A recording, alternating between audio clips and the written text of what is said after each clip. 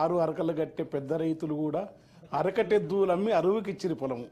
పేడ ఎరువు లేక భూమి సారం పోయి చూడ సక్కని నేల మూడు వారిపాయ్.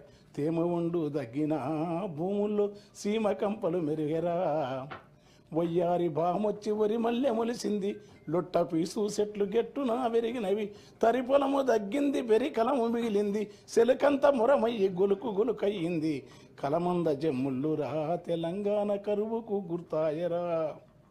గుక్కిచ్చి బోరు దుంకుతుంటే ఒక్కటన్నా మడి సిక్కగా దడవదు. వంకాయ తోటేసి నొట్టి పోయిందిరా, మిరపనాటు కుంటె వరుపైనాదిరా. నాసుపచ్చని బావులా తెలంగాణ నా పరాళ్ళు దేలేరా. కంటె కానుపు కొరకు సస్తె బొంద కొరకు ఉలస పోయిన జనము వచ్చిపోతుంటారు.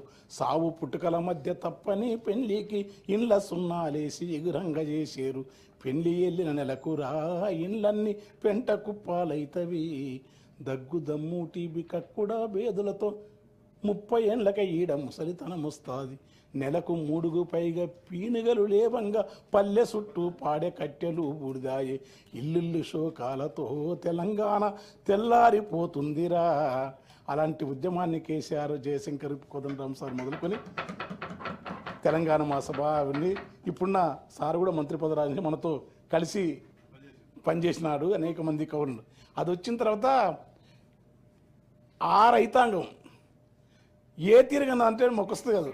గలగల గల కాలువలల్ల మిలమిల సెందమామ చేతి కందినట్టు మనసెంతకొచ్చినట్టు ఎంతలింత మార్పు ఏది కేసీఆర్ చూపే ఈ తూర్పు అని ఒక సూర్యకాంతి చూపినని రాసినాను నేను.